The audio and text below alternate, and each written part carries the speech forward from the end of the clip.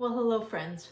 Welcome to Real Life on the Homestead in Ontario. I'm Marie, back in my kitchen and back cooking meals. I am sticking to my carnivore or proper human diet lifestyle, but I'm also cooking for my family. So what I've decided to do is I'm going to do my meat-focused meals. I will tell you at what point to stop if you're a very strict carnivore, what else you can do if you want to push the envelope with maybe ketovore, or sometimes people just want sauces and having a meat base, and that's okay too. You do you. Don't let the carnivore police attack you, because this is your journey and you do what you like. I am making a leg of lamb today, and I'm going to give you the basics, and then of course I will say what else I'm adding to it. Let's turn this down here so you can see what I'm working on. So I've got myself a leg of lamb with the bone, which is an amazing thing. This is from New Zealand, and what I like about New Zealand lamb is it's all grass-fed. And that to me is a beauty on its own.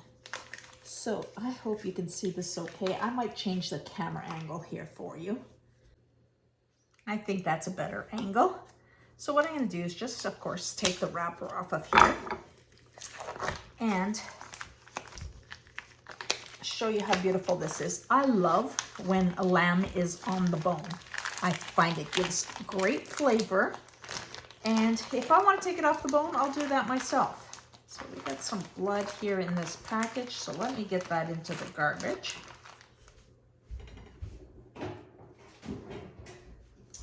And I'm going to give this a quick rinse. Yes, I do rinse my meat. Now, a little plastic cap comes on the bone end. I always take that off. I do not want plastic in my food. And now, the simple thing we do here is I just do a little cross hatch. Oh my God, I'm back to my own knives. This is so good.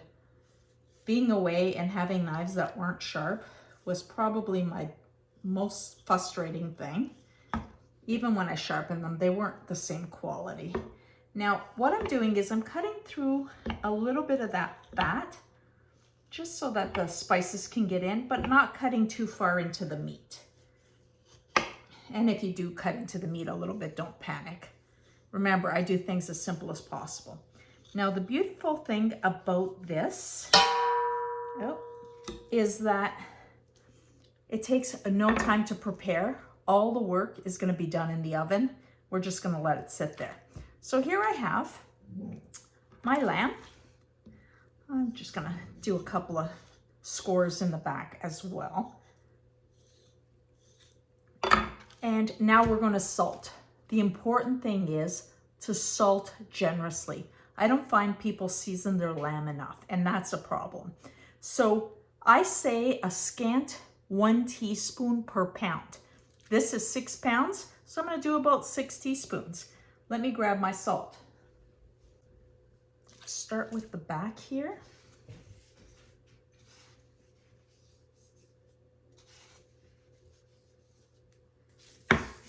Rub that in, make sure I'm getting it in there, and wipe off my hands,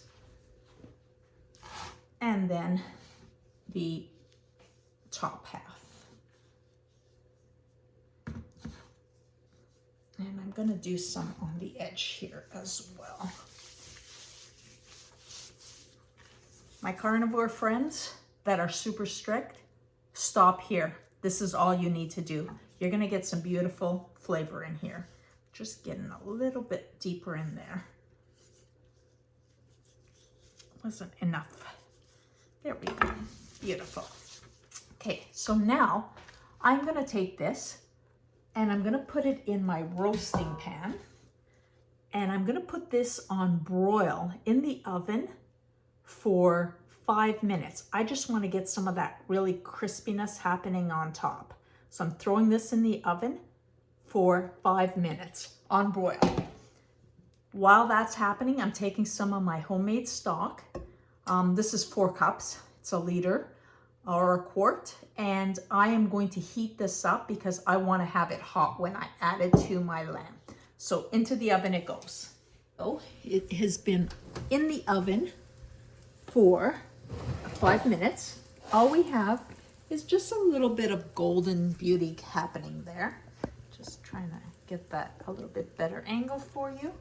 And for those who are not super strict carnivore, throw on some black pepper and garlic and that famous rosemary that everybody loves with lamb. Remember, if you are being very strict, don't do this part.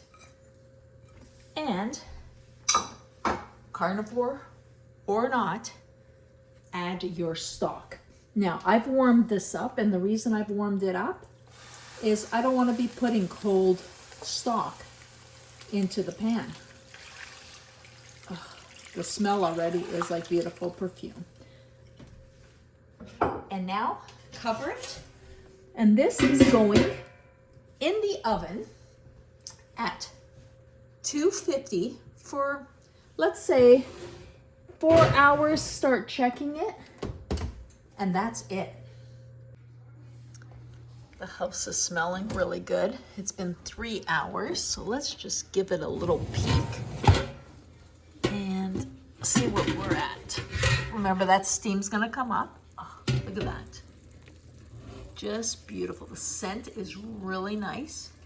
It has quite a bit to go yet, but this is just lovely.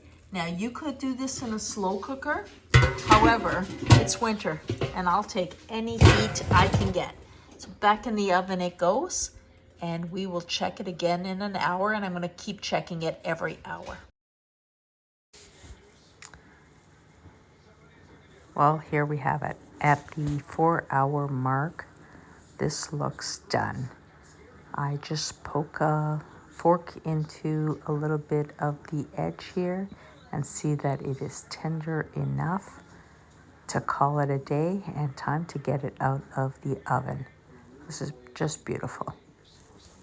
Now, you can do roasts a lot less cooked than this, but this recipe is more like a shredded type of meat. We'll do other recipes where you actually do it on the rare. With the juices, I've just added some grainy mustard and made an au jus for Jamie. And look at this. Isn't that just beautiful?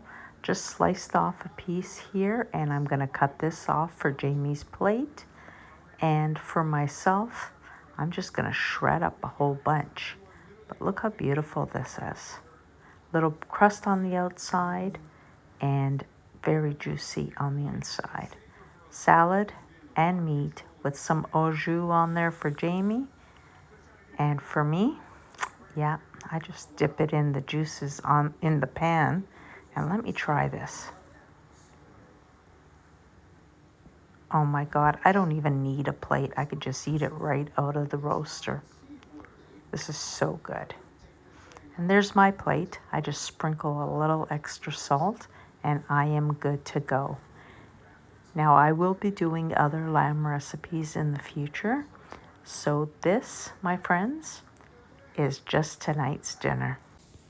If you like this type of content, remember to like, share, subscribe, and make sure you're hitting those notification bells so you'll know the next time we're cooking something up. But for now, go out, live your best life, and bon appetit, my friends.